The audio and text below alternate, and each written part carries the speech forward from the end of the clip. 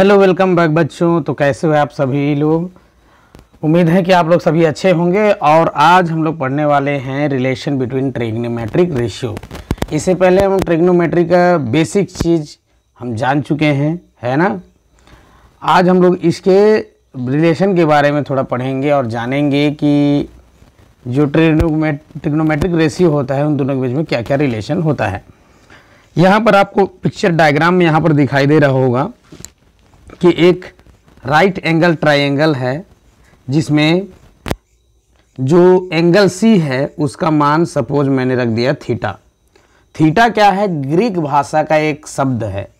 अब theta right angle triangle में या तो एंगल ए के लिए यूज किया जा सकता है या एंगल सी के लिए यूज किया जा सकता है।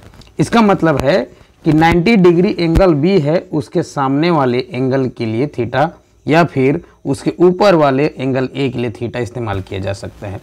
ये डिपेंड करता है कि अगर हम ए को माने थीटा, एंगल ए को थीटा माने, तो डायग्राम थोड़ा सा इसको रोटेट करना पड़ जाएगा, इसलिए हम एंगल सी को थीटा मानते हैं। ओके। तो जैसे कि हम सबको पता है कि ट्रिग्नोमेट्रिक रेशियो 6 टाइप के हैं। 6 टाइप का रिलेशन इसमें हम संबंध स्थापित कर चुके हैं, रिलेशन हम लोग बना चुके हैं। और वो मैं फॉर एग्जांपल के लिए बता देता हूँ। जैसे suppose A B upon B C, ठीक है, ये क्या है? परपेंडिकुलर अपॉन बेस है, ठीक है। इसको क्या कहा गया है? इसको कहा गया है टेन थीटा। ओके। तो इन सब sine theta, cos theta, cosec theta, है ना, इस सब में क्या क्या रिलेशन है इसके बारे में अभी हम लोग जानेंगे। ओके। तो जैसा कि अभी यहाँ पर आप देख पा रहे होंगे, मैंने पूरा ट्रिग्नोमेट्रिक रेशियो को लिख दिया है। ये साइन थीटा किसके बराबर होता है? साइन थीटा ये परपेंडिकुलर आपको दिखाई दे रहा है और ये हाइपोटेनियस, ठीक है, ए बी अपॉन ए सी, ये जो परपेंडिकुलर अपॉन हाइपोटेनियस के रेशियो के बराबर में होता है, जहाँ पर थीटा 90 डिग्री के सामने का एंगल है जो एक्यूट एंगल है।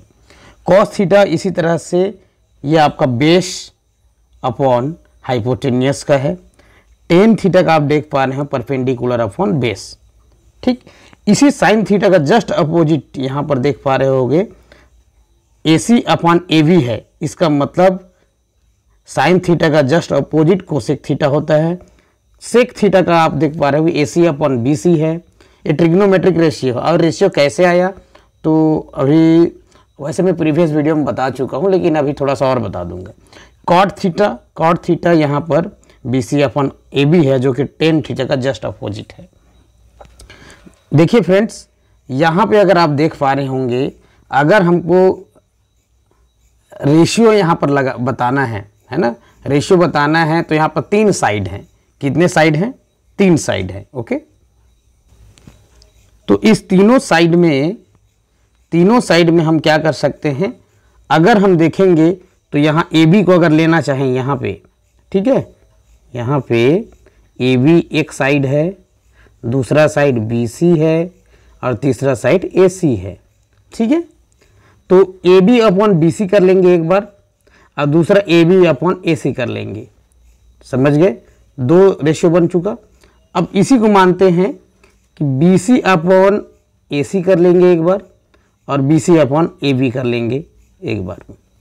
तीसरी बार में ए सी अपॉन बी सी कर लेंगे और ए सी अपॉन ए बी कर लेंगे। तो कुल मिलाकर यहाँ पर 6 संबंध बन पा रहा है, अगर आप देख पा रहे होंगे तो, ठीक है। इसी तरह से यहाँ पर भी वही रेशियो यहाँ पर उसको sine theta, cos theta, tan theta माना गया है। ओके। ये तो आप पहले भी समझ चुके हैं, ठीक है। अब इसके बीच में रिलेशन ये है कि साइन थीटा का जस्ट अपोजिट कोसेक थीटा होता है। इसका मतलब कि साइन थीटा और कोसेक थीटा के बीच में क्या डिफरेंस हुआ?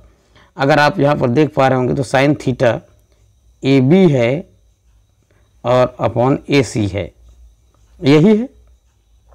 जबकि कोसेक थीटा में आप देखेंगे, कोसेक थीटा में देखेंगे तो ए सी अपॉन ए बी है, यही है, ठीक है।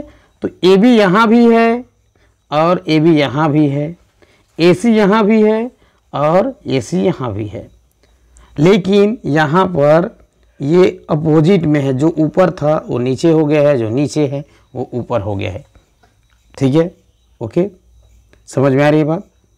तो इसका मतलब ये हुआ कि साइन थीटा, यहाँ पर क्रॉस मल्टीप्लाई कर देंगे तो sine theta into A C is equal to क्या हो जाएगा, ए बी हो जाएगा।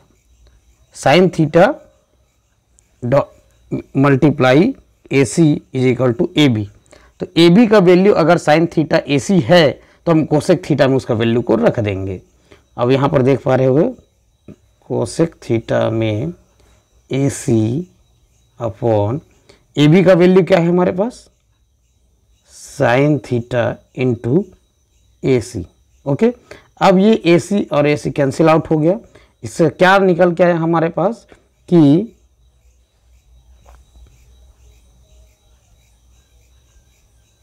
Cosec theta is equal to 1 upon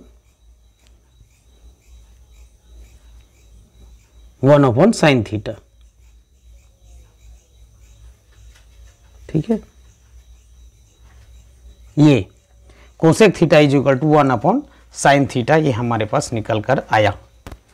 या फिर यूं कहें कि sine theta is equal to 1 by cosec theta, ये तो आप जानते ही होंगे। ओके, तो हमारे पास निकल करके जो अभी आया है वो cosec theta is equal to 1 by sine theta, या फिर sine theta is equal to 1 by cosec theta. ठीक, एक दूसरे के जस्ट रेसिप्रोक, एक जस्ट अपोजिट होते हैं। या फिर हम लिख सकते हैं cosec theta is equal to 1 by sine theta. इसी प्रकार बच्चों यहाँ पर हमने अभी देखा था कि कॉस थीटा किसके जस्ट अपोजिट होता है, सेक थीटा के, तो इसलिए 1 बाई सेक थीटा, या फिर sec theta is equal to 1 by cos theta. ठीक है, समझ में आ रही है। जस्ट जैसे मैंने आपको एक को प्रूफ करके दिखाया, इसी तरह हर चीज़ है ना। यहाँ पर अब बच गया हमारे पास टेन थीटा, तो tan theta is equal to 1 by cot theta, या फिर cot theta is equal to 1 by tan theta. ये आपको समझ में आ गया होगा कि साइन का जस्ट अपोजिट कोसेक होता है, टेन का जस्ट अपोजिट कॉट थीटा होता है, और कॉस थीटा का जस्ट अपोजिट सेक थीटा होता है। ठीक है, समझ में आ गई बात। ओके, अब यहाँ पर एक चीज़ और बताता हूँ आपको, क्या होगा अगर sine theta upon cos theta कर दिया जाए। क्या कर दिया जाए, sine theta upon cos theta अगर कर दिया जाए तो क्या होगा। साइन थीटा का वैल्यू हमको मालूम है कि ए बी अपॉन क्या होता है, ए सी। ठीक, कॉस थीटा का वैल्यू होता है बी सी अपॉन ए सी। तो यहाँ ए सी कट जाएगा और बचेगा हमारे पास क्या, A B upon B C, जो कि किसके बराबर है, ये बराबर है टेन थीटा के बराबर। ओके, और हमको पता है कि टेन थीटा का जस्ट अपोजिट क्या होता है, कॉट थीटा होता है। इसलिए हम कह सकते हैं कि कॉट थीटा बराबर B C upon A B. इसका मतलब हुआ कि cos theta upon sine theta.